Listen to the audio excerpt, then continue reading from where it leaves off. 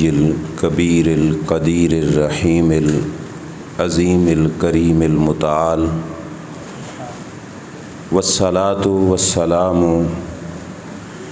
علی رسولہ النبی الامی الہاشمی القرشی المطلبی الفرید الجمال وعلی آلہ واصحابہ اولی الصدق والقوت والعزت والشوکت والمجد والکمال والتابعین لهم بالإحسان إلى يوم المآل اما بعد فاعوذ باللہ من الشیطان الرجیم بسم اللہ الرحمن الرحیم کنتم خیر امت اخرجت للناس تأمرون بالمعروف وتنہون عن المنکر وتؤمنون باللہ صدق اللہ العظیم۔ محبت سے پڑھیے الصلاۃ والسلام علیک یا سیدی یا رسول اللہ وعلی آلک واصحابک یا سیدی یا حبیب اللہ۔ الصلاۃ والسلام علیک یا سیدی یا نبی اللہ وعلی آلک واصحابک یا سیدی یا نور اللہ۔ مولا صلی وسلم دائماً ابدا علی حبیبک خیر الخلق کلہم منزہ عن شریک فی محاسنہ فجوہر الحسن فیہ غیر منقسم یا اکرم الخلق مالی من الوذ بہ سواک عند حلول الحادث العمم ولن یذیک رسول اللہ جاہک بی اذا الکریم تجلی باسم منتقم محمد تاج رسول اللہ قاطبۃ محمد صادق الاقوال والکلم رب صلی وسلم دائما ابدا علی حبیبک خیر الخلق کلہم۔ اللہ تبارک و تعالی جل جلالہ و عما نوالہ و عظم شانہ کی حمد و ثنا اور حضور سید المرسلین خاتم النبیین امام الانبیاء حضرت محمد مصطفیٰ احمد مجتبیٰ صلی اللہ تعالی علیہ وآلہ وبارک وسلم کے دربار گہربار میں ہدیہ درود و سلام بصد ادب و احترام عرض کرنے کے بعد مقتدر واجب الاحترام علماء اکرام بانیان محفل دیگر حاضرین و سامعین السلام علیکم ورحمۃ اللہ وبرکاتہ۔ میلاد مصطفیٰ صلی اللہ تعالی علیہ وآلہ وسلم کے ماہ مقدس میں منعقدہ 12 روزہ محافل میں سے ایک محفل پاک میں آپ کو مجھے حاضری کی سعادت نصیب ہو رہی ہے۔ آپ کے علم میں ہوگا کہ آج کی گفتگو کا عنوان ختم نبوت دیا گیا ہے۔ میں اپنے ناقص علم کے مطابق کوشش کروں گا کہ اس کے ضمن میں اللہ تعالیٰ کے فضل سے اور رسول کریم صلی اللہ علیہ وسلم کی نگاہ عنایت سے بیان کروں۔ اللہ کریم مجھے حق سچ بیان کرنے کی اور ہم سب کو سن کر عمل کی توفیق عطا فرمائے۔ محتشم سامعین، بندہ ناچیز کا ایک نظریہ ہے، سوچ ہے کہ ختم نبوت صرف ہمارا عقیدہ نہیں، ختم نبوت یہ اس امت کا اعزاز بھی ہے۔ عقیدہ ختم نبوت ہمارے ایمان کی جان ہے بے شک، لیکن اس کے ساتھ ساتھ اس امت کو خاتم النبیین صلی اللہ علیہ وسلم پیغمبر کا مل جانا یہ یقیناً ہمارا اعزاز ہے۔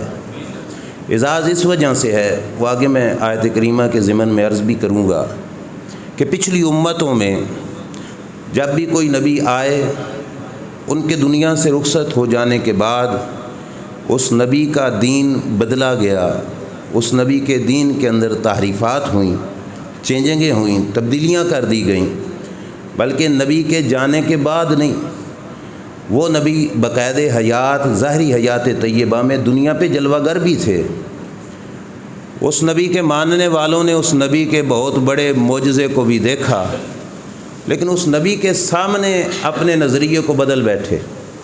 موسیٰ علیہ السلام کی قوم نے فرعون سے نجات پائی، فرعون سمیت اپنی قوم کے دریا میں غرق ہو گیا۔ موسیٰ علیہ السلام بنی اسرائیل کو لے کے دریا سے پار ہوئے تو انہوں نے دیکھا کچھ لوگوں کو کہ اپنے سامنے بت رکھ کے پوجا کر رہے ہیں۔ اتنا بڑا معجزہ اپنے پیغمبر کا دیکھا آنکھوں سے، اتنی بڑی تکلیف جس سے اللہ کریم نے بنی اسرائیل کو نجات بخشی فرعون کے ظلم سے، یہ سب کچھ دیکھنے کے باوجود آج دیکھا کہ کوئی اپنے سامنے خدا کو رکھ کر پوج رہا ہے تو موسیٰ علیہ السلام سے عرض کرنے لگے، اے موسیٰ اس طرح کا خدا ہمیں بھی بنا کے دو جیسا ان لوگوں کا خدا ہے۔ مطلب نظریہ چینج ہو گیا، نظریہ بدل گیا۔ وہ اس قوم میں اتنی کوالٹیز نہیں تھیں، ان کے اندر اتنی طاقت نہیں تھی، ان کے اندر اتنی خصوصیات نہیں تھیں جتنی رب ذوالجلال نے اس امت کو عطا فرمائی، کہ اس امت نے آج سے 1400 سال پہلے جو دین صفا کے چبوترے پہ مدینے کے تاجدار نے بیٹھ کے پڑھایا تھا، رب کے فضل سے آج 1400 سال گزر گئے، وہ دین بھی ہمارے پاس موجود ہے، وہ قرآن بھی ہمارے پاس موجود ہے۔ اس کی وجہ کیا ہے؟ وجہ یہ ہے کہ رب ذوالجلال نے اس امت کو ذہین بھی چوٹیوں کا بنایا، امین بھی چوٹیوں کا بنایا۔ یہ امت ذہین بھی ہے، امین بھی ہے۔ اس واسطے میں نے جو آیت کریمہ پڑھی، رب فرماتے کنتم خیر امت اخرجت للناس، اے میرے محبوب صلی اللہ علیہ وسلم کی امت تم ساری امتوں میں سے بہترین امت ہو۔ آیت کریمہ کا تعلق موضوع ختم نبوت کے ساتھ یوں بنتا ہے کہ یہ امت ساری امتوں میں سے خیر امت ہے، بہترین امت ہے۔ اس امت کی بہترینی کا دار و مدار اس پر ہے کہ رب ذوالجلال جل شانہ کو اس امت پر اعتبار ہے، رب کے محبوب صلی اللہ علیہ وسلم کو بھی اس امت پر اعتبار ہے۔ رب بھی جانتا ہے کہ میرے محبوب جو سبق پڑھا کے جائیں گے، قیامت آ جائے گی میرے نبی کی امت اس سبق کو بھولے گی نہیں، یاد رکھے گی۔ اور میرے نبی علیہ السلام بھی جانتے تھے، اسی واسطے خطبہ حجۃ الوداع کے اندر سرکار مدینہ صلی اللہ علیہ وسلم نے جہاں پہ اور ڈھیر ساری چیزیں بیان فرمائی، وہاں پہ سرکار نے یہ بھی بیان فرمایا لا اخاف علیکم ان تشرکوا بعدی، فرمایا لوگوں مجھے تمہارے اندر قیامت تک اس بات کا خوف نہیں ہے کہ میری امت میرے جانے کے بعد بدل جائے گی۔ فرمایا نہیں، لا اخاف علیکم ان تشرکوا بعدی، توحید کے سبق، توحید کا جو نعرہ صفا کی پہاڑی پہ کھڑے ہو کے میں نے لگایا تھا، قیامت کا سورج طلوع ہو جائے گا، میری امت توحید کو چھوڑ کے شرک نہیں کرے گی، میری امت قیامت تک رب کی توحید پر بھی قائم رہے گی، رب کے دین پر بھی قائم رہے گی۔ اب یہ اس امت کا اعزاز ہے کہ اس امت کو رب ذوالجلال نے خاتم النبیین پیغمبر صلی اللہ علیہ وسلم عطا فرمائے، کنتم خیر امہ، اللہ فرماتے تم ساری امتوں سے بہترین امت ہو۔ امام فخر الدین رازی رحمۃ اللہ علیہ نے تفسیر کبیر کے اندر اعتراض اٹھایا، وہ فرماتے ہیں اس امت کو رب نے خیر امت کیوں کہا؟ اس کی وجہ میں عرض کیے دیتا ہوں، ظاہری بات ہے کہ ہماری عمر ایج پچھلی امتوں کی بنسبت کوئی زیادہ تو نہیں، پچھلی امتوں میں 100 سال تو کوئی عمر ہی نہیں سمجھی جاتی تھی۔ ایک خاتون اپنے زمانے کے نبی کے پاس آئی، کہا میرے بچے پیدا ہوتے ہیں مر جاتے ہیں، میرے پیچھے نہیں لگتے، ساتھ نہیں لگتے، دعا کیجیے اللہ میرے بچوں کو عمریں دے۔ پوچھا تیرے بچے پیدا ہو کر کتنا وقت گزارتے ہیں مر جاتے ہیں؟ کوئی کہنے لگی 300 سال 400 سال، بس اتنا ایک پیدا ہونے کے بعد جیتے ہیں پھر مر جاتے ہیں، لہٰذا دعا کرو اللہ میرے بچوں کو لمبی زندگی دے۔ 300 سال جینے والے اور ہم تو 60-70 کے درمیان تک رہنے والی یہ امت، تو کیا ایج کے لحاظ سے رب نے اس امت کو عظیم امت کہا؟ تو نہیں، عمر کے لحاظ سے بھی ہم تو ان سے کم ہیں، قد کاٹ کے لحاظ سے، طاقتور ہونے کے لحاظ سے تو نہ، پچھلی امتوں میں کئی گزوں کے انسان تھے جن کے قد بھی بہت بڑے تھے، ہمارے تو قد کاٹ طاقتیں بھی ان کی بنسبت چھوٹی ہیں۔ قرآن مجید کا مطالعہ کرو تو رب ذوالجلال بار بار فرماتا ہے کہ میرے نبی کا انکار نہ کر بیٹھنا، پہلی امتیں جو طاقتوں میں تم سے زیادہ تھیں انہوں نے نبیوں کا انکار کیا، رب نے ان کو نہیں چھوڑا، تو طاقت میں بھی وہ ہم سے زیادہ ہیں۔ دینداری کا ماحول دیکھا جائے تو اس سلسلے میں بظاہر اس امت کی ایک بات عرض کرتا ہوں، پھر اپنے اندر بھی جھانک کے ہم نے دیکھنا ہے۔ کہ پچھلی امتوں میں ایک شخص زمین بیچتا ہے. جس شخص نے زمین خریدی وہ زمین کی کھدائی کرنے لگا کہ یہاں پہ کاشتکاری کروں. زمین میں سے مٹکا سونے کا نکل آیا. اب وہ شخص مٹکا سونے کا اٹھا کر جس نے بیچی تھی اس کے پاس لے کے گیا کہ بھائی یہ تو تیرا ہے، زمین تیری تھی، میں نے تجھ سے لی، لہٰذا یہ تو رکھ، میرا نہیں ہے. وہ شخص کہنے لگا نہ، اس وقت زمین تیری ہو گئی تھی، تو نے مجھ سے لے لی تھی، خرید لی تھی، اب تیری زمین سے نکلا تو مٹکا سونے کا تیرا ہے، میرا نہیں ہے. اب مجھے آپ خود بتاؤ، یہاں تو جیبیں کتری جا رہی ہیں، مسجدوں سے جوتے اٹھائے جا رہے ہیں، اور وہاں ایک شخص اپنی زمین سے نکلنے والا سونے کا مٹکا اٹھا کے کبھی ادھر جا رہا ہے، وہ نہیں رکھ رہا، وہ واپس اس کو کر رہا ہے. ایسی صورتحال بھی ہے. تو بظاہر صالحیت اور نیکی میں بھی وہ تو آگے تھے مقدار نیکی کے اعتبار سے. اس امت کو رب ذوالجلال نے عظیم امت کیوں کہا؟ امام فخر الدین رازی رحمۃ اللہ تعالی علیہ کے مطابق وہ فرماتے ہیں وجہ یہ ہے کہ دین کی چوکیداری والا کام جس رنگ میں اس امت نے نبھایا ہے، پچھلی امتوں میں اس کی مثال نہیں بنتی ہے. اگر میں سادہ لفظوں میں بیان کروں تو امام رازی نے گویا یوں کہا کہ دین کی چوکیداری کے معاملے میں جیسی چوکیداری اس امت میں ابو بکر صدیق نے کی، ایسی مثال پہلی امتوں میں نہیں ملتی ہے. اور دین کی خدمت اور قربانی میں جیسی قربانی اس دین پر حسین پاک نے دی، اس کی مثال بھی پہلی امتوں میں نہیں ملتی. اب میں واپس پلٹتا ہوں اپنے موضوع کی طرف. ختم نبوت رب ذوالجلال جل شانہ نے اس امت میں خاتم النبیین پیغمبر صلی اللہ علیہ وسلم بھیجے. اب اس کی ایک جھلک دیکھیے. رسول کریم صلی اللہ علیہ وسلم کا وصال ہو گیا. وصال کے بعد حضور کے جانشین خلیفہ بنے سیدنا صدیق اکبر رضی اللہ تعالی عنہ. رب ذوالجلال کو اور سرکار کو اپنی امت پہ اعتماد کتنا ہے. اسی واسطے رب نے کہا کہ یہ دین جو میرے محبوب دے کے جا رہے ہیں، انا نحن نزلنا الذکر وانا لہ لحافظون، حفاظت کا ذمہ رب نے اپنے ذمہ کرم پہ لیا، لیکن کرائی کس سے؟ حضور کے غلاموں سے. سرکار کا وصال ہوا، حضرت ابوبکر صدیق خلیفہ بنتے ہیں. خلافت کے سنبھالتے ہی حضرت ابوبکر صدیق نے اسمبلی سے یہ اعلان کر دیا، آرڈر کر دیا، ایوان صدر سے یہ حکم ہوا کہ سرکار نے اپنی زندگی کے آخری دنوں میں ایک لشکر بھیجا تھا لڑائی کے لیے، جس لشکر کا سربراہ سرکار نے بنایا تھا حضرت اسامہ بن زید رضی اللہ تعالی عنہ کو. ان کی عمر شریف اس وقت تقریباً 16 سال کے لگ بھگ تھی. اعتراض بھی ہوا تھا. سرکار نے بیماری کے ایام میں کچھ صحابہ کی ٹیک لے کر سر پہ پٹی باندھ کر مسجد میں جا کر فرمایا تھا کہ صحابہ اسامہ بن زید کی سربراہی کو، جرنیلی کو ماننا پڑے گا، اس کی سربراہی میں تمہیں جنگ میں جانا پڑے گا. یہ لشکر بھی مدینے سے باہر نہیں نکلا تھا کہ سرکار کا وصال ہو گیا تو یہ رک گیا. حضرت ابوبکر صدیق مسند خلافت سنبھالتے ہیں، اور سنبھالتے ہی جو پہلا آرڈر حضرت ابوبکر صدیق نے دیا، فرمایا لشکر اسامہ اپنے کام پہ جائے جس کام پہ رب کے رسول نے بھیجا تھا. صحابہ آ گئے سمجھانے کے لیے. حضرت عمر جیسے جلیل القدر صحابی حضرت ابوبکر صدیق کی بارگاہ میں آ گئے. حضور یہ نہ کیجئے، لشکر کو ابھی نہ بھیجیے. کیوں؟ فرمایا سرکار کا بھی ابھی وصال ہوا ہے، فتنہ ارتداد بھی جوش پہ ہے، زکوٰۃ کے منکرین کا فتنہ بھی جوش پر ہے، لوگ ہر طرف سے اسلام پر حملہ آور ہونے کی سوچ رہے ہیں. مدینہ شریف کی سرحد کو خطرہ ہے اے ابو بکر صدیق. یہ اسلام کی فوج اگر مدینے سے باہر لڑنے کے لیے چلی گئی اور حملہ ہو گیا مدینہ شریف پر، تو مدینہ شریف کی چوکیداری کون کرے گا؟ مدینہ شریف کی رکھوالی کون کرے گا؟ حتیٰ کہ بعض نے یہ بھی کہا اے ابو بکر صدیق تیری اپنی جان کو بھی خطرہ ہے.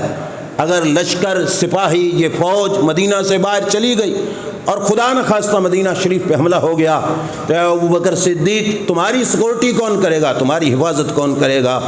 اس وقت جو خاتم النبیین پیغمبر صلی اللہ علیہ وسلم کے پہلے جانشین اور پہلے خلیفہ تھے، ان کی زبان پر جو لفظ نکلے وہ لفظ اس بات کی گواہی دیتے ہیں کہ واقعی رب ذوالجلال نے اس امت کو یہ کوالٹی اور یہ شانیں عطا فرمائی تھیں کہ اس امت کو ہی خاتم النبیین پیغمبر صلی اللہ علیہ وسلم ملنا تھا.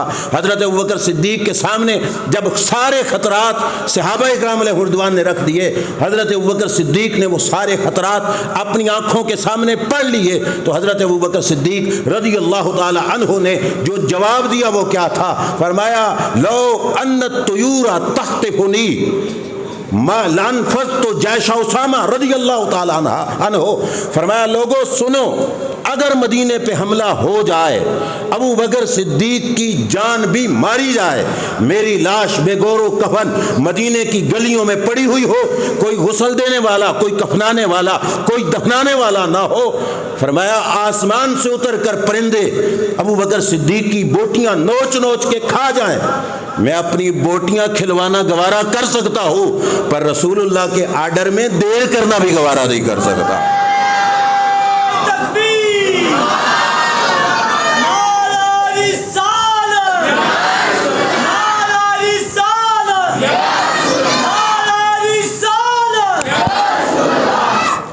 آپ دیکھیے سرکار کی آمد، اقبال کی آمد، مکی کی آمد، مدنی کی آمد، سونے کی آمد، کشنائی ملادن نبی. یہ ہے پہلے خلیفہ جنہوں نے رسول کریم صلی اللہ علیہ وسلم کے بعد امارت کو، سلطنت کو سنبھالا تھا. پھر فتنہ ختم نبوت کے خلاف مسیلمہ کذاب کا بھی اٹھا، منکرین زکوٰۃ کا بھی اٹھا. اس وقت بھی حضرت ابوبکر صدیق رضی اللہ تعالیٰ عنہ کے جو زبان کے الفاظ تھے وہ کیا تھے؟ حضرت ابوبکر صدیق رضی اللہ تعالیٰ عنہ نے فرمایا تھا اگر یہ لوگ اونٹ کی رسی بھی میرے نبی کے زمانہ میں زکوٰۃ میں دیتے تھے، اب اگر نہیں دیں گے تو لجاہدتہم علیہ، فرمایا اس ایک رسی پر بھی میں ان کے خلاف جہاد کروں گا. میرے نبی نے اپنے دین کے بوٹے کو سینچا بھی تو کتنی مشقت سے ہے، کتنی قربانیاں دی مدینے کے تاجدار صلی اللہ علیہ وسلم نے. یہ خاتم النبیین پیغمبر صلی اللہ علیہ وسلم 23 سال کے مختصر سے عرصے میں اس امت کو جتنا سبق پڑھایا، وہ دین صرف مکہ تک نہیں رہا، صرف مدینہ تک نہیں رہا. میرے نبی کے زمانہ اقدس میں جو اولین شاگرد تھے، سرکار کے اولین شاگرد ہمارے چائنا تک بھی پہنچے تھے. جہاں تک دین متین کا جھنڈا میرے کریم آقا صلی اللہ علیہ وسلم نے بلند فرمایا، حضور کے غلاموں نے بلند فرمایا. یہ ایک اس اعتبار سے میری بات تھی، میں نے عرض کرنا تھا کہ ختم نبوت رب ذوالجلال نے ہمیں صرف بطور عقیدہ نہیں، ہمیں بطور اعزاز کے بھی دیا ہے.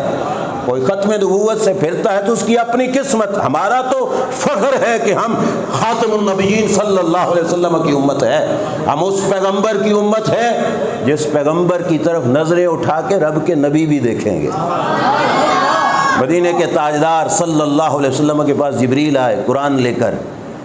سرکار نے فرمایا جبریل واپس جاؤ، اللہ سے عرض کرو قرآن کے پڑھنے میں مزید سہولت پیش کیجئے، مزید سہولت عطا کیجئے. ایک ہی لفظ پہ پڑھنا مشکل ہے، مزید قراتیں دیجئے. جبریل ایک چکر میں گئے، اضافہ ہوا قراتوں کا. سرکار نے فرمایا نہیں جبریل پھر جاؤ، مزید اجازت لے کے آؤ. جبریل پھر گئے، پھر اجازت لے کے آئے. سرکار نے فرمایا نہیں مزید پھر جاؤ. جبریل پھر گئے. تیسری بار رب نے اجازت دی کہ 7 قراتوں پر پڑھنے کی اجازت ہے. 7 قرات رب ذوالجلال نے 7 طریقے، 7 الفاظ، یوں الفاظ موجود ہیں حدیث پاک میں، وہ رب ذوالجلال نے دیے. اب دیکھو نا رب کو اپنے محبوب سے محبت کتنی ہے، پیار کتنا ہے. چاہیے تو تھا رب اس سے ناراض ہو جاتا کہ قاصد میرا ہے، قرآن دے کے میں بھیج رہا ہوں، واپس پلٹانے کی محبوب آپ کو ضرورت کیا تھی؟ آپ نے کیوں واپس پلٹایا؟ آپ نے واپس کیوں کیا؟ آپ نے یہ جرت کیوں کی؟ اگر رسول کریم صلی اللہ علیہ وسلم کا مقام وہ ہوتا جو دوسرے لوگوں کی سوچ ہے کہ فقط معاذ اللہ ایک قاصد کی حیثیت تھی معاذ اللہ، تو رب ذوالجلال ناراض نہ ہو جاتا کہ محبوب واپس کیوں پلٹایا. لیکن انداز یہاں پہ کچھ اور ہے. میرے محبوب صلی اللہ تعالیٰ علیہ وآلہ وسلم کے پاس جبریل آئے، تیسری دفعہ قراتیں بھی بڑھا کے لے آئے اور کہا رب فرماتا ہے وَلَكَ بِكُلِّ رَدَّةٍ رَدَدتُّكَهَا مَسْأَلَةٌ تَسْأَلُنِيهَا. محبوب یہ 3 دفعہ جبریل کو واپس بھیجنے کی جو تکلیف آپ کو اٹھانی پڑی، میں اس 3 دفعہ کے بدلے میں محبوب تجھے 3 دعائیں عطا فرماتا ہوں، جو مرضی مانگو میں تمہیں عطا فرماؤں گا. نبی کی ہر دعا قبول ہوتی ہے، یہاں ایک خصوصیت کا اعزاز ہے، رب کی محبت بھی تو دیکھو اپنے یار سے کتنی ہے۔ الٹا رب فرما رہا ہے جو 3 دفعہ واپس بھیجنے کی تکلیف اٹھانی پڑی نا محبوب، اس کے بدلے میں تمہیں 3 دعائیں عطا فرماتا ہوں۔ اب اس محبوب کا کرم بھی تو دیکھو کتنا ہے، سرکار نے 3 دعائیں، اولاد بھی رکھتے تھے، اہل بیت بھی تھی، اصحاب شاگرد بھی تھے، خاندانی مسائل بھی تھے، دشمن بھی سامنے تھے، کسی اور مسئلے میں سرکار نے دعا نہیں مانگی، سرکار نے 3 میں سے 2 دعائیں دنیا میں مانگی، کیا؟ اللہم اغفر لامتی، اللہم اغفر لامتی۔ امام ملا علی قاری فرماتے ہیں 2 بار کہا، گویا کہ مطلب یہ تھا کہ یا اللہ میرے امت کے صغیرہ گناہ معاف فرما، دوسری مرتبہ کا مطلب تھا میری امت کے کبیرہ گناہ معاف فرما۔ 2 ہو گئیں، بچ گئی تیسری۔ اللہ کے رسول فرماتے ہیں وَأَخَّرْتُ الثَّالِثَةَ لِيَوْمٍ يَرْغَبُ إِلَيَّ الْخَلْقُ كُلُّهُمْ حَتَّى ابراہیم علیہ السلام، فرمایا تیسری دعا میں نے آج نہیں مانگی، میں نے اس دن کے لیے سنبھالی ہے جس دن یہ خلقت ساری کی ساری سمیت اللہ کے نبی ابراہیم علیہ السلام کے میرے دروازے کی سوالی بنے گی۔ جس نبی کی طرف نگاہیں اٹھا کے رب کے نبی دیکھیں، ہم تو فخر کرتے ہیں کہ رب کا کرم ہے کہ ہمارا خرچہ بھی کوئی نہیں ہوا، رب نے مفت میں ہمیں اس نبی کی غلامی عطا فرما رہی ہے۔ بہرحال آگے چلیے، ختم نبوت کے حوالے سے ابتداءً ایک بات ختم نبوت کے مضمون کے حوالے سے، اور اختتام پر میں نے 3 باتیں عرض کرنی ہیں، یہ سانچہ یا ڈھانچہ سمجھو گفتگو کا۔ آخر پہ جو 3 باتیں ہوں گی ان میں سے ایک اپنے سنی بھائیوں سے، ایک ہوگی اہل اقتدار سے، اور ایک ہوگی ان لوگوں سے جو بنتے محافظ ختم نبوت ہیں لیکن ہیں چور ختم نبوت کے۔ یہ 3 باتیں انشاءاللہ۔ آخر پہ پہلی بات سنو، اللہ کریم جل شانہ نے رسول کریم صلی اللہ علیہ وسلم کو خصوصیات بھی وہ عطا فرمائی تھیں جن خصوصیات کے جیسا کوئی اور بندہ آ سکتا بھی نہیں تھا۔ اس واسطے اور پیغمبر کے لیے دروازے بند ہو گئے۔ یہ ختم نبوت کا اعلان میرے نبی علیہ الصلوۃ والسلام خود فرما کے گئے۔ پہلے جتنے نبی آئے ہر نبی نے کہا ہمارے بعد آئیں گے، ہمارے بعد آئیں گے، ہمارے بعد آئیں گے۔ وَمُبَشِّرًا بِرَسُولٍ يَأْتِي مِن بَعْدِي، عیسیٰ علیہ السلام نے کہا میرے بعد آئیں گے، لیکن سبھی انبیاء میں واحد ذات ہے ہمارے آقا و مولا صلی اللہ علیہ وسلم کی، جنہوں نے یہ نہیں کہا کہ میرے بعد کوئی نبی آئے گا، فرمایا لا نبی بعدی، میرے بعد کوئی نہیں آئے گا۔ وجہ کیا تھی؟ بریلی کے تاجدار امام اہل سنت نے کہا نہ رکھی گل کے جوش حسن نے گلشن میں کوئی جا باقی، چٹکتا پھر کہاں غنچہ کوئی باغ رسالت کا۔ کہا یہ پھول کھلا تو سونا ہی اتنا تھا کہ گلشن میں کسی اور پھول کے کھلنے کی جا ہی باقی کوئی نہیں رہی۔ نہ رکھی گل کے جوش حسن نے گلشن میں کوئی جا باقی، چٹکتا پھر کہاں غنچہ کوئی باغ رسالت کا۔ اور کہا خلق سے اولیاء، اولیاء سے رسول، اور سب رسولوں سے اعلیٰ ہمارا نبی۔ یہ عظمت اور شان رب نے عطا فرمائی ہمارے آقا و مولا صلی اللہ علیہ وسلم کو۔ بکنے والے بک رہے تھے، آج سے صدی سے زائد عرصہ پہلے کچھ لوگوں نے اپنی کتابوں میں یہ تحریر کیا کہ اگر اللہ چاہے تو بیک جنبش کروڑوں محمد پیدا کر دے، معاذ اللہ۔ یہ دوسرے لوگوں کی بولی تھی، وہ اپنی سوچ میں یہ لفظ بطور توحید کے بیان کے کر رہے تھے کہ رب کی طاقت اور پاور یہ ہے کہ اللہ چاہے تو بیک جنبش کروڑوں محمد پیدا کر دے۔ اس وقت بر صغیر کی سرزمین پر اہل سنت و جماعت کا امام، مجاہد تحریک آزادی، امام فضل حق خیر آبادی رحمت اللہ تعالی علیہ نے اس جملے کے جواب میں پوری کتاب لکھی امتناع النظیر۔ اس کے اندر امام فضل حق خیر آبادی رحمت اللہ تعالی علیہ نے جو جواب پیش کیا، ویسے تو بڑی تفصیل سے ہے اور ہے بھی بڑی مشکل کتاب، اس کے اندر خلاصہ یہ تھا کہ آپ نے فرمایا وہ بولنے والے تو کہتا ہے بیک جنبش رب کروڑوں محمد پیدا کر دے، فرمایا میں کہتا ہوں کروڑوں تو کروڑوں رہے، اللہ دوسرا محمد بھی پیدا نہیں کر سکتا۔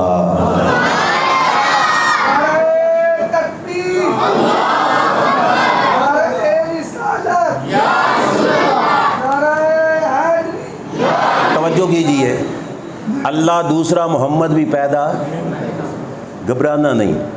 امام کی بات ہے تو امام نے جواب بھی دیا، سمجھایا اور پوری تسلی کرا کے آگے نکلے۔ امام نے فرمایا تم کروڑوں کی بات کرتے ہو، رب تو دوسرا بھی پیدا نہیں کر سکتا۔ دلیل کیا دی؟ فرمایا یہ بتاؤ کہ جو دوسرا محمد ہوگا خاتم النبیین ہوگا کہ نہیں ہوگا؟ جو دوسرے محمد ہوں گے وہ خاتم النبیین بھی ہوں گے کہ نہیں ہوں گے؟ اگر کہو خاتم النبیین نہیں تو پھر دوسرا محمد بھی نہیں۔ بات سمجھ آئی نا؟ اگر خاتم النبیین نہیں تو پھر دوسرا محمد بھی نہیں، کیونکہ جو پہلے ہیں وہ تو محمد بھی ہیں صلی اللہ علیہ وسلم اور خاتم النبیین بھی ہیں۔ جو دوسرا ہے وہ محمد ہے تو خاتم النبیین نہیں تو پھر محمد نہیں، وہ حضور کے جیسا تو نہیں۔ اور کہا کہ اگر کہو کہ دوسرا خاتم النبیین ہوگا تو پھر لازم آئے گا کہ رب نے جھوٹ بولا، پہلے ان کو کہا خاتم النبیین، اب اس کو کہہ دیا خاتم النبیین۔ تو کہا جیسے رب جھوٹ بولنے سے پاک ہے ایسے رب دوسرا محمد بنانے سے بھی پاک ہے۔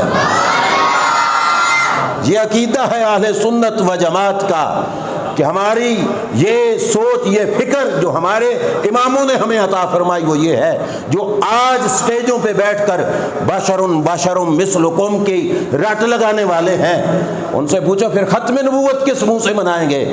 ختم نبوت کا تقاضا یہ ہے کہ تو اور میں رہے، صفِ انبیاء میں بھی ہمارے نبی جیسا کوئی اور نہیں تھا۔ یہ ہمارا عقیدہ ہے اور یہ ہمارے عقیدے کی جان ہے کہ صفِ انبیاء میں بھی ہمارے پیغمبر پاک آقا دو عالم سید المرسلین صلی اللہ تعالیٰ علیہ وآلہ وسلم جیسا کوئی بھی نہیں تھا۔ اور سیدنا عیسیٰ علیہ السلام سے پوچھو تو وہ کہتے ہیں کہ آنے والے پیغمبر کے سامنے میں تو ایک چیختی ہوئی آواز ہوں، چیختی ہوئی۔